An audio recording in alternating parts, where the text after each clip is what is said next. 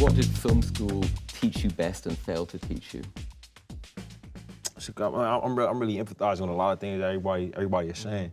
I think that, you know, I was fortunate in that the biggest thing that I walked away with from film school was just a lot of my colleagues. You know, like I met the composer that's done all of my films at film school. One of my editors who's worked with me the whole time. A lot of my producing collaborators I met there. So that was really, the community was the most valuable thing that it gave, and just the opportunity to do it. You know what I mean? Like I'm from a place where it just wasn't really something that people did. You know, and from the Bay Area, same place as Maury, same place as Tom Hanks. Crazy enough. Oh, you know? that's true. Yeah. But you know, I spent most of my life playing football and going to school and thinking I was gonna do that. You know. You make an NFL? That was what we thought until you got older, and it was like till I had to tackle Marshawn. You know what I'm saying? And it was then it was a reality check. Right. But I mean, like, so once I realized that it was maybe an option, you know, you just needed time to do it. You know, and that's what it also gave. It was just hours. You know what I mean? Like standing on set, like learning what it is. You know. Just knowing someone who does it too, because I don't think I grew up ever knowing anybody who was a filmmaker. You know, I knew people who were doing theater, Right. but I didn't know anybody.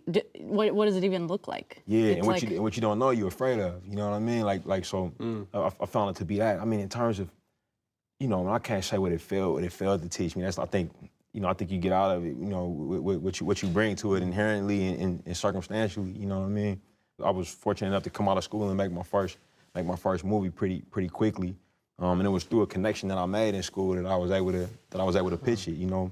So I got nothing bad to say about the process, you know. It was expensive.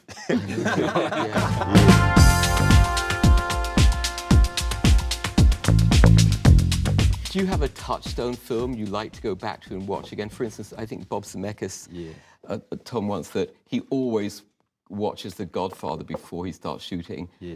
For me, it's a film called A Prophet. Oh yeah. Yeah, that's the one. Yeah. That's the one for me. Why? Yeah. Oh, I love the way it made me feel. Like the first time I saw it, I find that when it gets tough, like when I'm in like the hard part, I'm like I'm not seeing my wife, I'm not seeing my family, I'm away from the Bay Area. It's put me in a bad mood.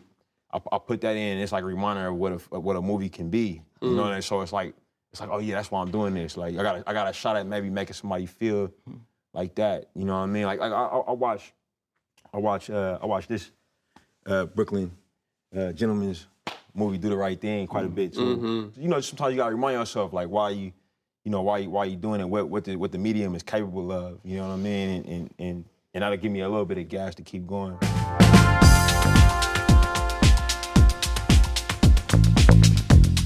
Was Black Panther a political film for you? Yeah, it's about a politician, you know. So it was no way for it to not be. Yeah, interesting. You know how we always saw it, like it's a character who's the political leader of a fictional country, and it's fictional, you know. But we put it on a real continent. We wanted to set it in the real world, and that's kind of how the character saw himself. That's how he identified himself as a politician. So you know, through that, it's definitely a political film. When you're dealing with a big studio on what's clearly designed to be a franchise, how different is it? What kind of restrictions do they put on you? The biggest difference actually wasn't in the restrictions. It was actually in the lack of restrictions. You know, that's actually the bigger difference. You know, like when I was making my first film, you know, and I think we all, like with the exception of Bradley, who spent a lot of time on a lot of different types of sets as an actor, I think we all started relatively small. You know, I feel like I've seen all of y'all first movies. They was pretty small, and you know, when you're dealing with not a lot of money, you got a lot of limitations, and it helps you actually move faster because you know you can't do just anything. You know what I mean? It's only maybe sometimes one place you can put the camera. You know, you can only be in this location for 2 hours, and then you gotta go. So it makes it you know a little simpler, which in effect makes it easier. Like when you can do anything, you know what I mean? And that's kind of what happens with a film like this. That's what I found made it a lot harder. And you're just dealing with like so many more people. You know, you got to get comfortable directing, you know, in a room full of, you know, 75, 100 people sometimes. And you know, a lot of times I find directing can make you feel like you're naked. You know what I mean? Like, so like directing on a 10-person crew is like being naked in front of 10 people. But if you with 200 people, you know what I mean? It's a different. Do you all feel that ballgame. vulnerability? That's all the way butt naked, right? All the way butt naked. Yeah. Hello, my name is Spike Lee. I'm Marielle Heller. Hi, I'm Ryan Coogler. Hi, I'm Bradley Cooper. And you're watching The Hollywood Reporter. The Hollywood Reporter. The Hollywood Reporter Director Roundtable. Directors Roundtable. On YouTube. On YouTube.